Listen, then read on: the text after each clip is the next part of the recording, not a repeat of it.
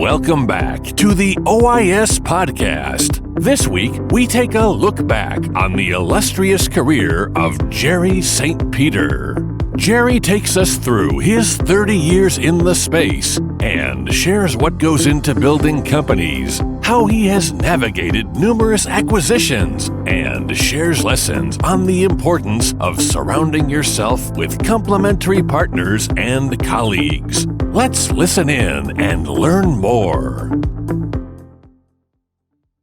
Hello, I'm Dr. Paul Karpecki, Director of Cornea External Disease, Kentucky Eye Institute, and honored to get to present for the OIS podcast today with a great innovator in the field of ophthalmics. Really, we were joking earlier before we started this presentation, before I introduce you, this is an individual who truly has the Midas touch. It seems like everything Jerry's involved in hits gold. And I'd love for him to share a ton of ideas and insights and how this came about so that everyone listening can utilize some of these key pearls and insights, because we have so many entrepreneurs, so many great leaders, so many people in industry, and so many practitioners that listen to OIS podcast that it creates this wonderful opportunity. So Jerry, welcome to the podcast.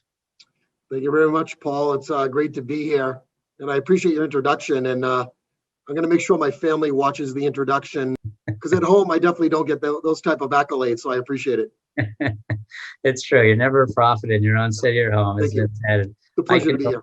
I can relate. Thank you. And thanks for being here on such a timely occasion as your most recent company obviously was acquired by Santan. And so for you to make the time in such a busy transition says a lot about you. And we really appreciate the opportunity. Hey, let's start by, I've been lucky to know you for a long time, and many of us have, and because you've been in the industry and you've created incredible impacts, but there are a lot of people listening may not. And can you briefly walk us through your personal background, even growing up, where, you had education if relevant, then the professional path, how that came about, and how you even got in the field of ophthalmics and eye care? Great. Well, first of all, I appreciate OIS having me on today, and it means a lot. And it's pretty exciting about talking about the company, but really the true flavor of what we've been able to do at Eyevance starts by an exceptional group of professionals I work with, and, kind of looking back over my career, all the steps I've taken, have really transformed into what Eyevance was able to do. So I appreciate the question. So, I'm very excited to let you know, and I just celebrated 30 years in the ophthalmic space. So somewhat it shows my age, but also it shows how much I'm passionate about ophthalmics. So Paul, born and raised as a Bostonian, born about 30 minutes outside of Boston in a city called Lowell, Massachusetts, which is an incredible, hardworking blue-collar city. My parents, come from a blue-collar background. My dad was a police officer. Mom raised 3 children. And really from an early age, they were the foundational bedrock, what I have been able to do and kind of the principles in which I led my life. And, I did my schooling locally. Went to the University of Lowell, which actually now is called University of Massachusetts at Lowell. I originally majored in the field of physical therapy, but then changed my major to health education with a minor in sports medicine. And it was at that point that I became introduced to the field of pharmaceuticals through the number of physicians that I was able to engage with during my collegiate career. And one of the doctors in particular mentioned to me, he said, "Do you want to go out and teach since you have a degree in health education?" And I said, "Actually, no. I want to do something different, but I want it to be health related. I love biology, anatomy, physiology." He said, "I see these people that come into my office every day. They're called pharmaceutical detail reps." And he said, "Why don't you come by the office and shadow me for a day? And I'm sure you'll meet some of these representatives." So I did, fell in love with what they were able to do, and conversing with doctors and being experts in their fields. And literally from walking off stage at graduation, I started my career in 1989 with Muro Pharmaceutical. And for all of the eye care professionals that are listening to this podcast, you probably recognize the name Muro by some of the products that have its name, like Muro 128, Opcon A. So those are some of the products in the late 80s that I was able to represent. One funny bit of information, Paul, I think you'll appreciate. People ask me all the time, what is the name Muro, and why the 128? So Muro was established as a company by an Irishman and a good Jewish gentleman. So it was John Murphy and Sam Rosenberg, MU on the Murphy and RO on the Rosenberg. That became Muro. And then product 128, which is sodium chloride, there's two schools of thoughts. One, it was named after the highway that the laboratory was on, which was Route 128 in Boston. But someone else told me that it was due to the periodic table of sodium chloride. Sodium is the number 11 on the periodic table, and chloride is number 17, which is 28 if you add them together. And then Murphy and Rosenberg decided to put the one and represents Route 128. So I think that's a funny story that a lot of people don't know what's behind that. Had no idea. Yeah, so I spent 13 years at Muro, but most of those years were actually spent in respiratory, because Muro was made up of ophthalmics and respiratory. But really early on in my career, we sold that product line of ophthalmics to Bausch & Lomb. And so really for most of my years at Muro, it was heavily respiratory, pulmonary, allergy. And I did have one ophthalmic later in my career for 13 years called Optivar. We launched azolastine topically for the eye at Muro. So that company eventually got sold. I went from being a sales representative and living both in Boston and California. And I then, after 13 years, I became the chief commercial officer, and the company sold. And then I was recruited by a small biotech company that had no business, no commercial infrastructure, called Inspire. And that's actually where you and I met. Yeah. And I joined Inspire back in 2003 as the vice president of sales. And over 8 years, worked my way up and developed Inspire with a great group of individuals into a company that was generating north of $150 million, which we're very proud that we launched Azosite, which became an incredible product that generated over 100 million. And through my 8 years, we built a tremendous legacy that people still talking about at Inspire. And I eventually was running the entire ophthalmology business before it was acquired by Merck in 2011. Inspire was acquired. So from there, I then joined Nycox, which was a French company, had no tentacles in the United States, and Nycox wanted to enter. And I was the EVP and general manager of Nycox, brought them into the United States, and we focused in on ophthalmic diagnostics. And we were there for a short time. It was about 3 years, and then Bausch & Lomb acquired the business, the diagnostic business. And directly after that, we started Sun Ophthalmics. And Sun is a very large global company that was looking to enter the US, build up its branded business platform, and they had a desire to get into the ophthalmic space. And myself and some of my colleagues went in and built up Sun Ophthalmics from dirt. And over the past 3 years, I think it was like 2015 to 2017, we did a number of acquisitions.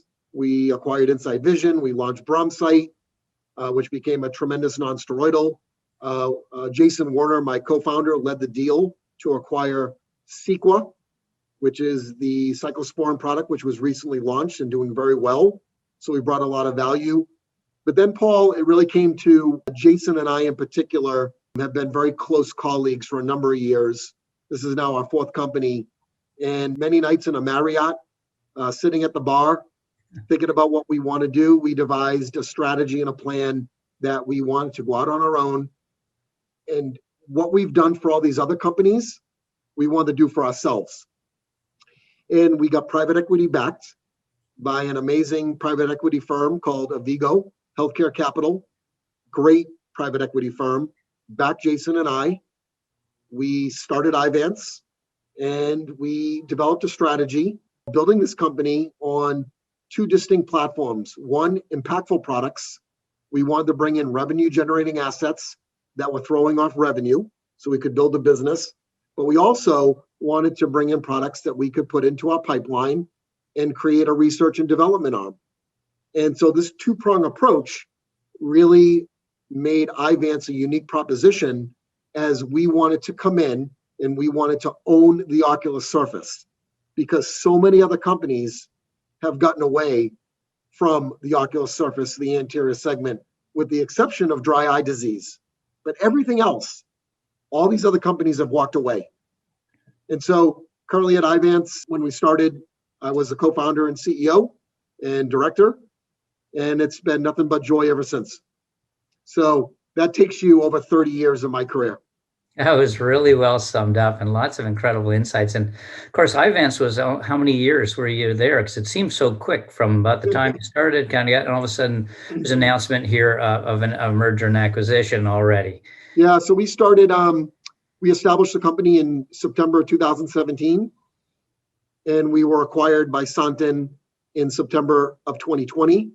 So exactly 3 years we were there, but really the process of Santen and Eyevance starting to have dialogue was well before then.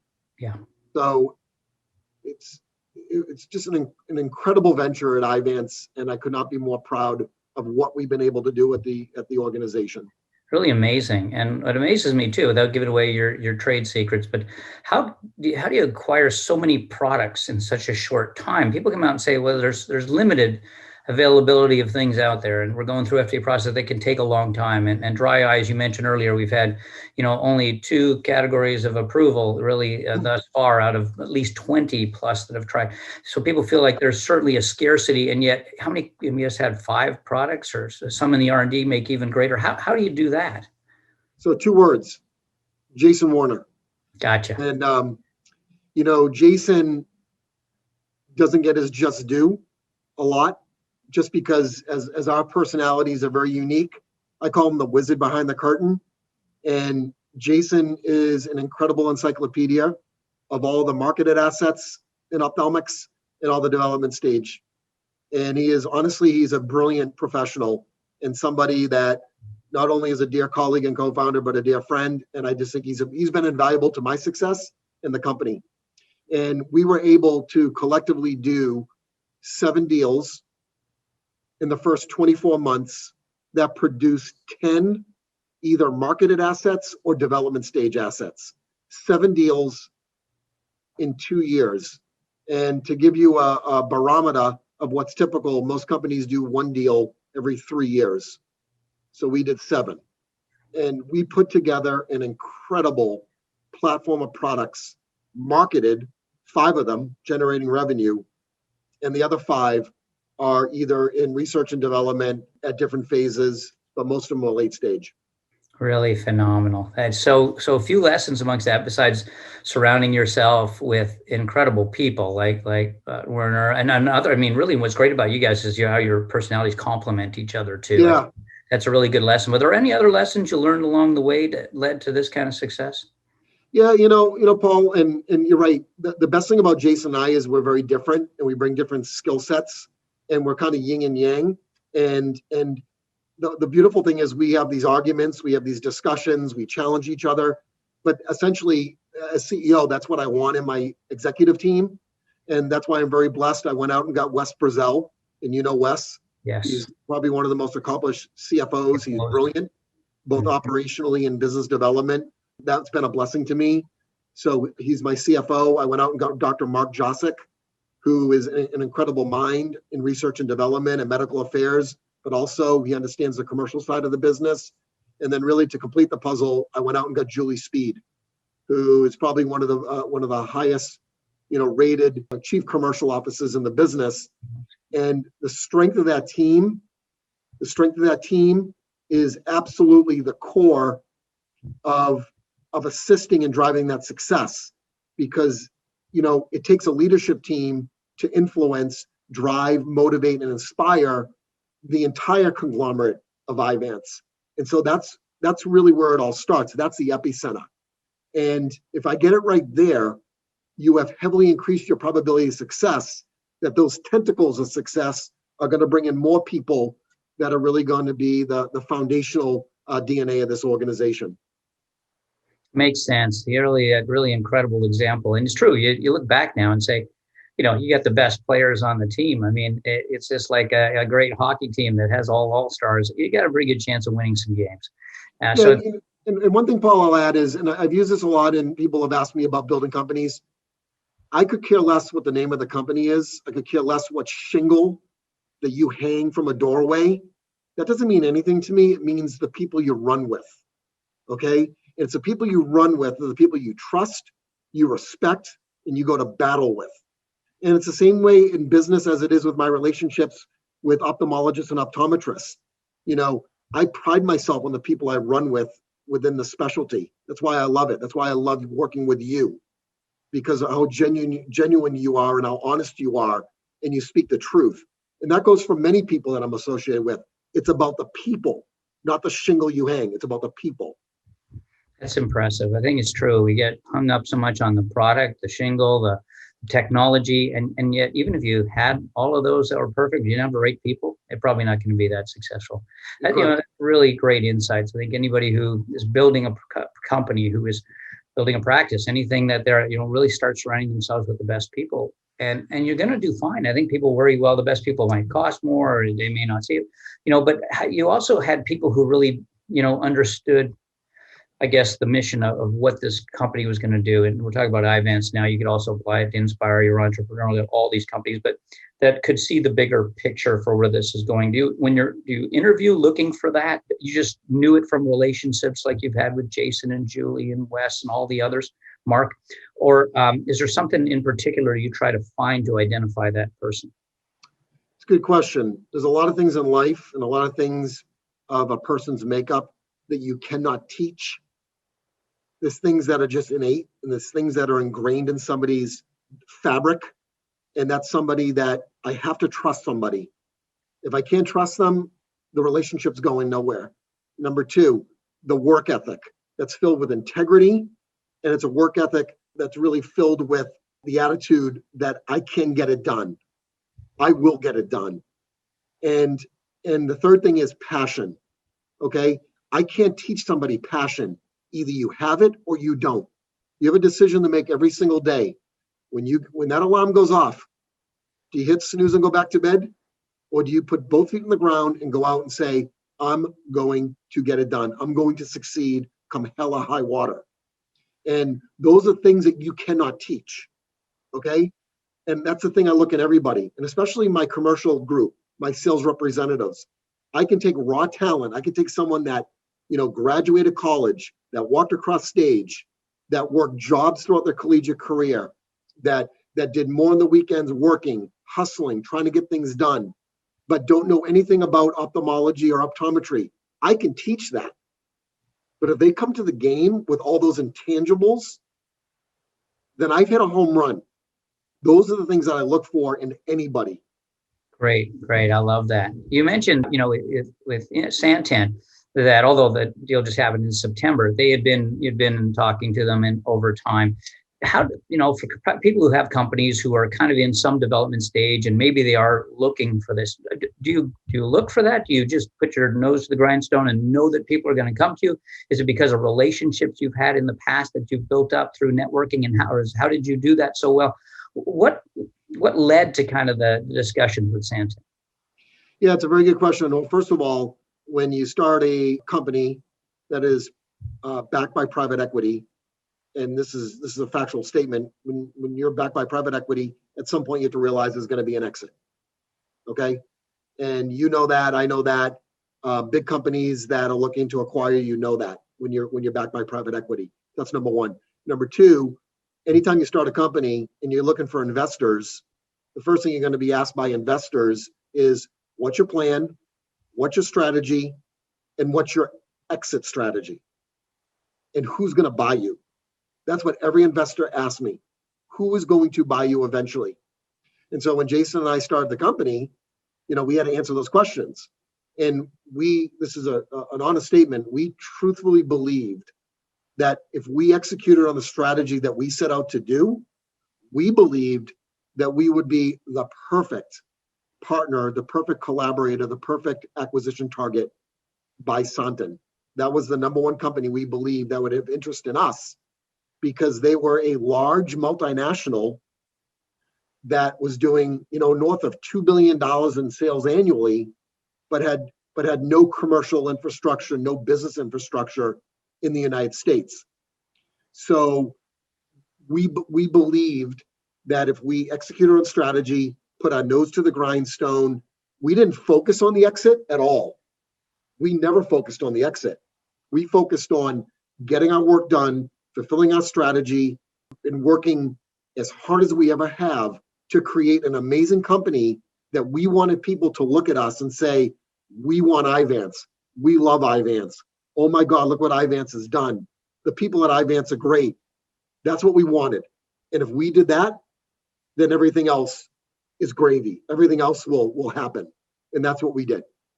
That's phenomenal. I love the insight of even knowing or having a vision for where you're going to be. And of course, part of it's because it was, you're right, PE back, but it's also because the questions came up. But I think if you kind of can clearly see the future or vision it, you have more chance of hitting it. I mean, you got to have a target if you want to try and get there. And it was we had a vision board, Paul. We had a vision board.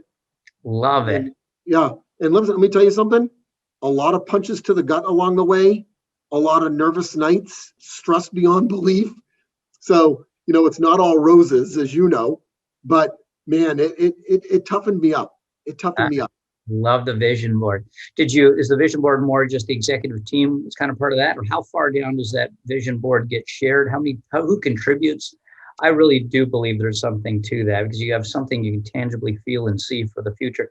How do you set that up? Well, there's two elements to it. First of all, it's set up through the initial strategy that Jason and I devised as co-founders of the business. We had buy-in from our largest private equity investor. We also had a slew of angel investors, people that believed in us, that invested, which means the world to me as an entrepreneur, that put their own hard-earned tax money into us. But we had this strategy, we had belief, we had a plan, we had it agreed upon, and then we galvanized it. And then it was shared with everyone in the organization of what we want to become. It's just like growing up as a young man. Didn't you envision, what you wanted to become and how you wanted to show up? And it's the same thing we did in the business, and that was our vision board. Jason and I are big believers in building the business. There's two types of people in this world. There's poverty class thinkers and there's world class thinkers. And we wanted to think world class. We wanted to think how to do things to the best of our ability and do something we can be very proud of and that people end up admiring of what we've done, but it starts with the people. And so that vision board definitely flowed throughout the organization. That's brilliant. Another thing that really fascinates me too, because there's a lot of, this industry of ophthalmics, optometry, ophthalmology, and the industry is so unique in that sense. But there's also, there's going to be other entrepreneurs that are within a large organization who, just have that kind of ability, that business mind like yours, and the people who have the aspirations, but, they're in a good organization. They're valued, of course, in that, but they have this aspiration for, just like you did. One day you and Jason decided you're going to just start writing things out and launch a company. Any advice for that person? Should they just do it? Should you come in calculated? What things do you really have to have in place to say this would be a good move? Yeah, what I would share, Paul, is that you just don't wake up one day and say, I'm going to be an entrepreneur. I'm going to go out and start a business. Okay. I know for me, this is just me personally. I have gotten nowhere in life without the people I surround myself with. And that includes the guy that's interviewing me. And I mean that in all sincerity. And I'm not a student of the game, Paul. I'm a student of life. And the student of life, I've learned from a very early age from my parents who have drilled into me, my DNA makeup of how I am as a person, the integrity I carry, how I respect people that have paved the way for me. And that has just moved along my entire career. And as my advice goes, every stop from Muro all the way to present day, I am continuously learning lessons in life. I was told as a young buck, I was 22 years old starting in this industry. And one of my first mentors was George Barakis. He's one of the most successful Greek Americans that started Muro. And he told me very young in life, he said to me, listen, Jerry, he goes, you need to get out of here. You need to get out of Lowell. You need to get out of Boston. And I'm going to move you somewhere in the country. I'm going to move you to California. And I want you to learn the business. I want you to open up a region for me. And I want you to do that because all you know is Boston. All you know is Lowell. And he said to me, if you don't, he goes, 5 years from now, you're going to go to the same bar, the same restaurant, and nothing's going to change. So I moved at 23 out to California, opened up business for him. And he taught me that I need to make the necessary moves along my career to continuously better myself and to set myself up for the next thing.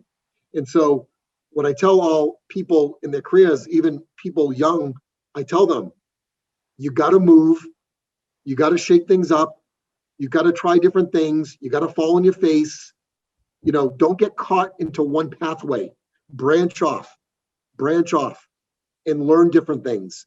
Because not only as you get older and you gain those experiences, but your life's going to change.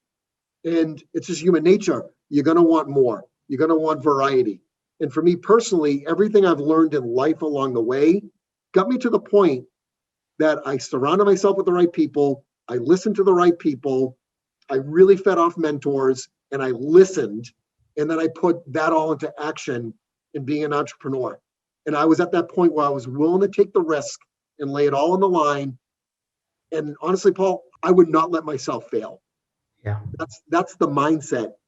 And you have to put those blinders on to a degree that I am going to succeed.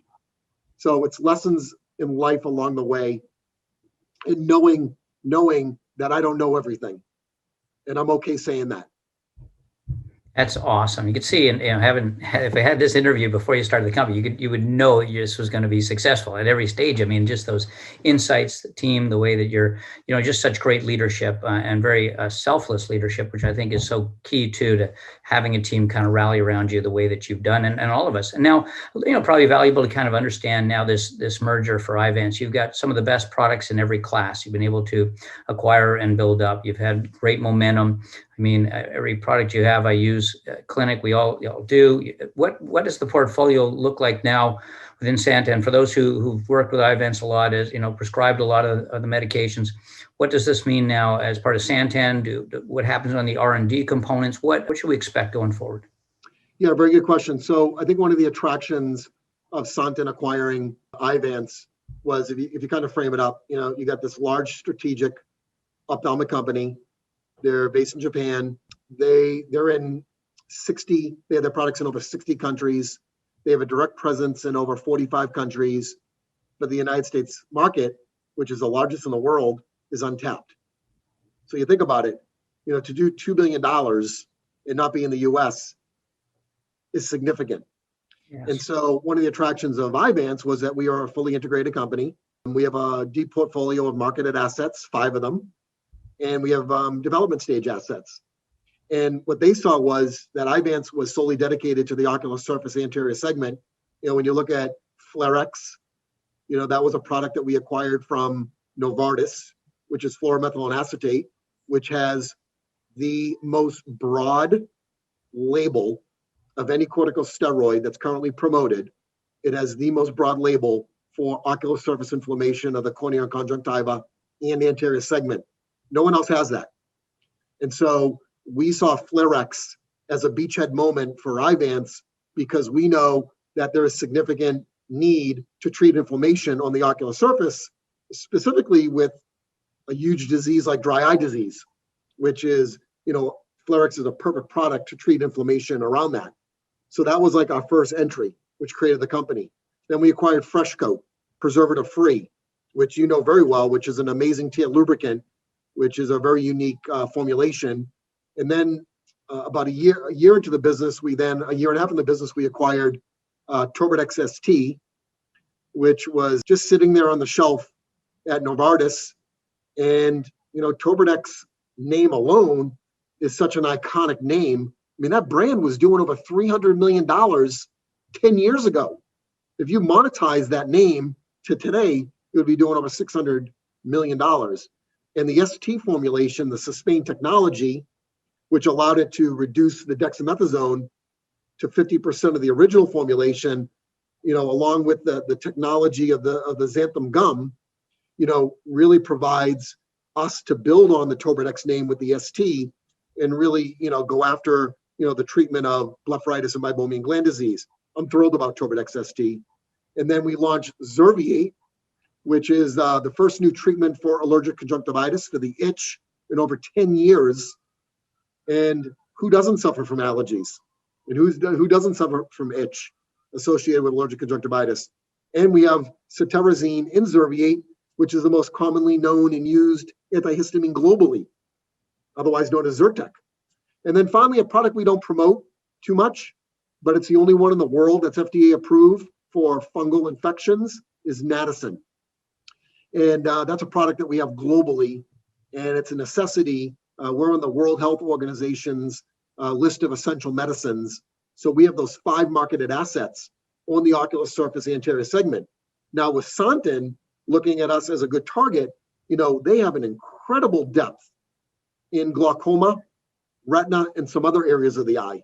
I mean, you're talking about a world-class outfit around research and development. I mean, they are so well known.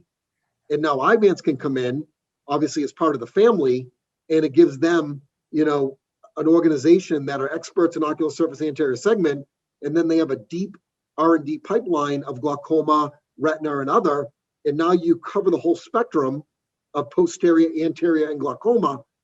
It really became, in my eyes, a perfect match. It sure seems like it. That's going to be great. And now to have, the talents and the attributes of each company, that entrepreneurial, that established, that global presence with the U.S. presence, it really is a perfect match and very exciting for the future for you, the company, and for all of us practitioners in the eye care field as well. Jerry, this has been absolutely terrific, truly insightful. I love some of the business pearls you shared. I mean, anybody listening to that could, learn and utilize and everything, and your willingness to share so many things that all makes sense. You can see why it's been so successful, but this is only going to lead to even greater success within the industry as people adopt these. Some are doing it very well, and we can see why they've done well. Others will gain pearls from this. Thanks for sharing your wisdom, your insights, your success, and of course, your friendship. And appreciate it. Wonderful, wonderful interview. Thank you. No, I appreciate it, Paul. And it's a pleasure getting on. Big fan of OIS and worked with them for many years. And, Paul, before we sign off here, the one thing that I get really excited about is I am so committed to the field of ophthalmics. And I take a lot of pride being an entrepreneur. And a big part of that learning does come from, you think about all the doctors out there, both in optometric and ophthalmology, that have started their own business, have started their own practice, who took out loans, who got investors, who bought equipment and took the same risk that I did. I mean, that in itself is an amazing story. And I think there's a direct tie-in between what we did at Eyevance and what so many other doctors have done, taking on that stress of building a business. And I think that's one of the great things about running a business in America. Wonderful. Couldn't end on a better note than that. Thank you, Jerry. That was terrific to get to have the time with you. Thanks for the incredible amount of sharing and insights. Thank you to OIS for putting on these podcasts. Especially thank you to all of those who are listening for taking the time, and hopefully you've gained some great insights as well. Thank you very much, Paul. Have a good holiday, and let's go 2021. Happy holidays. Thanks, Jerry. Go 2021. Thanks for joining us today. We appreciate our host, Dr. Paul Karpecki of the Kentucky Eye Institute, and our guest, Jerry St. Peter, co-founder, CEO, and director of Eyevance, for sharing his priceless pearls of wisdom to close out the year. Be sure to check out the full 2021 OIS calendar on OIS.net. And we will see you next year. Happy holidays from all of us at OIS.